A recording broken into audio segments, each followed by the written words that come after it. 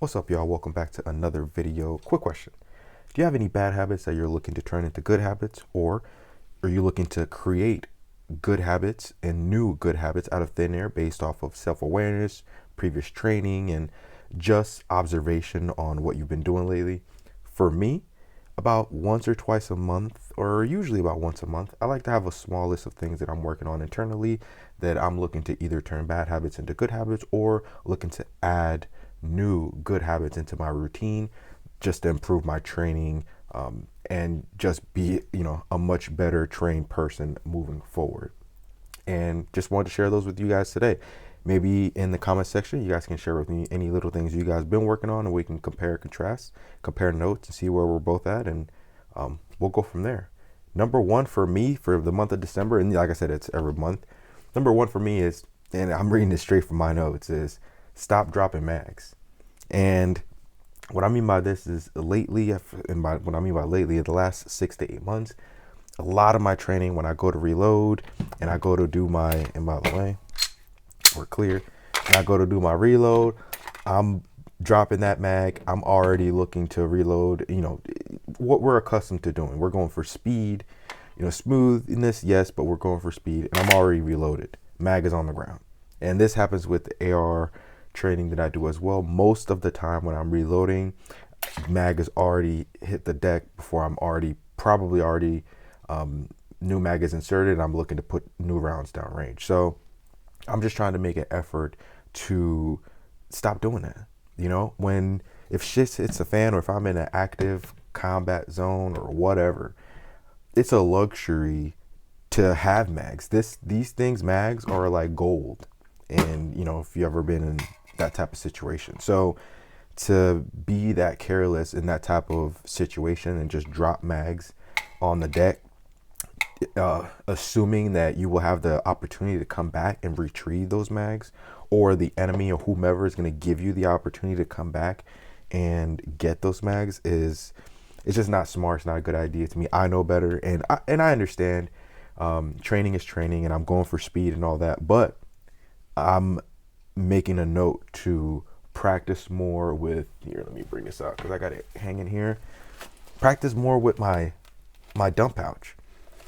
My dump pouch is clean because I never use it. It's always rolled up nice and neat.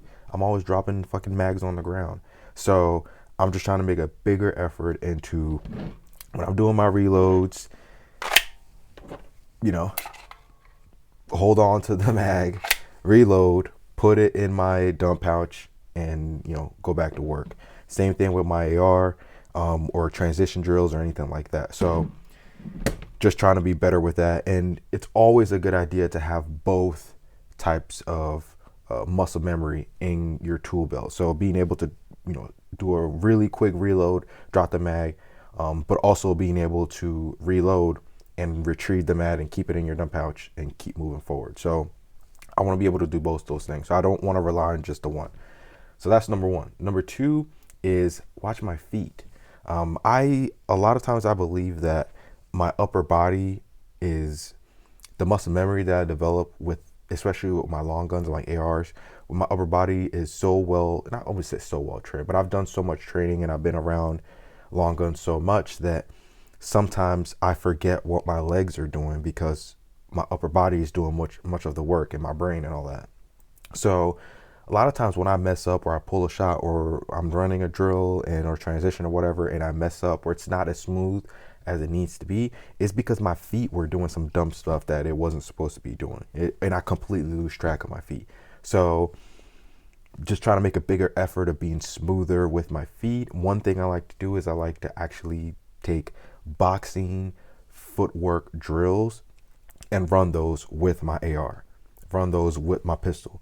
So I'm running these footwork drills as I'm actually running the gun, and basically showing my mind and myself what it actually looks like to operate that weapon system smoothly with my feet, knowing exactly what they should be doing based on what I'm doing. So watch my feet and be more aware of what my footwork is doing is a big one for me. Just anytime my footwork is A1, everything else kind of just falls into place, and I'm a lot smoother in my movement when it comes down to moving down range, doing drills and all that other stuff. So number 2 is watching my feet. Number 3 is keep track of the round count. And I know that some people may think that this is not a big deal and this is not the movies or whatever, but in my experience, when you're able to keep track of the round count, and what I mean by that is just the current magazine that you have running in the gun that you're currently running. So if I put in a fresh mag and I'm shooting, I want to keep track of how many rounds I've put out there. Be accountable for every round. And that's number 1. Number 2, I've come to learn that when I'm aware of the round count, I'm more aware of every other thing. So the times where I lose count of the rounds are the times where I'm fuzzier, the times where I just feel like I'm not paying attention and I'm just not clicking mentally when I'm doing my movement, when I'm doing my training. So it's kind of like, poker, keeping count of the count. So I found that keeping count of the round count, whether it's my AR, my pistols or whatever, I'm much more aware of what's going on. I'm smoother when it comes to troubleshooting if something were to come up. And yeah, it's just a better time. It's just a much, much better time. So I'm trying to be more aware of how many rounds I have left, how many rounds I've put out there, because obviously you want to be accountable for every round that you shoot out of your gun. And I'm just trying to be smoother with my problem solving and going through my paces when it comes to what to do next based off of what's currently happening and being aware of what's happening. So not being lost in the sauce, essentially. So that's number 3. Number 4, and this one's a big one for me, is stop cheating the grip. And what I mean by that is, and this is mostly because I'm running the Radian Ramjet on here and I'm running the DPM spring of reduced recoil spring, whatever, in here, and shoots super flat. I know that we say that a lot. This gun shoots flat, this is flat. It's like taboo now. Everybody says it. But for me, that actually means something and it shows up in my shooting. So I know this gun shoots very flat and I can manage recoil very well when I'm shooting this gun. So there will be times where I'm shooting where I'm not gripping the gun as tight as I should, because I don't, maybe mentally I know that the gun is more forgiving with the recoil, that even if I'm off of where I want the round to go, it's not that far off, or I'm okay with the slight variation just because of my weak grip, essentially. And all that boils down to is just me being lazy a lot of times when I'm training. So I know the gun is flat shooting and I know I can get away with not gripping the gun as hard because I'm being lazy. Because let's be real, if you're gripping the gun properly and you're training, and this is not just a scenario where you're getting a shootout or anything, you're actually training, putting multiple rounds down range, your grip, your wrist or your hand or whatever, you're gonna get sore. Your forearms are gonna get sore. If you're gripping it the way you're supposed to, you're gonna be sore, and that's just a product of the training. And sometimes I cheat that because I'm lazy. So I've made a note to stop doing that shit. So doesn't matter how soft a gun shoots or my gun shoots, I want to always grip this bitch tight as hell, and I want to have a proper grip so I can have a consistent, proper presentation every single time. So I can't sacrifice proper, predictable presentation just because I'm lazy. It's just not good enough. It's just not. So that's a big one for me, and I do it when I dry fire and I do it when I'm live firing as well. So big one that I'm looking to really iron out and always remind myself that I need to grip the gun the way I want to grip the gun every single time I grip the gun. Same way every time. Same pressure, same thing every single time. Muscle memory. So that's number 4, is stop cheating the grip. Number 5 is relax more. That's all it says in my range thing. It says relax more, underline. It's something that maybe it's not that prevalent, but for me, I tend to tense up sometimes in certain situations. Sometimes I do it when I'm shooting, and I'm just tense. I can just feel my shoulders not where they need to be. They're not, I don't know. You know that tense feeling where they're not doing what it's supposed to be doing. I got rolling my shoulders and just not relaxed, not getting enough oxygen into my brain. I'm not breathing enough, and it's sometimes it becomes aware when I'm lifting. I used to do it when I play football. Sometimes when I'm boxing, I forget to breathe enough, and I'm just tense. And it shows up in the shooting, and it shows up in the results. When you shoot, you see it shows up. So one of my biggest things is just to relax more.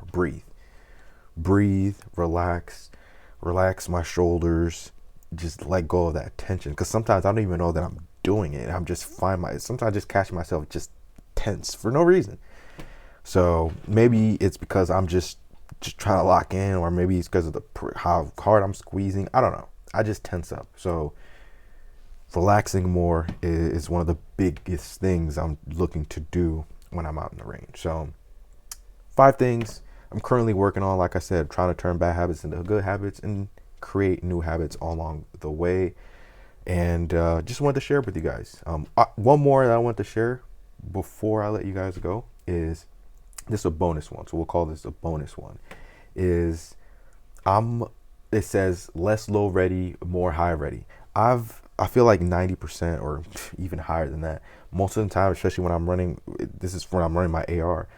A lot of what I'm doing it at a low ready, and it's out of habit. I like to carry my AR that way most of the time. 99.9% of the time, that buttstock is on my shoulder, point of contact. It's just there. I need to feel it there, and it's just resting the way it's supposed to be, and it just feels comfortable.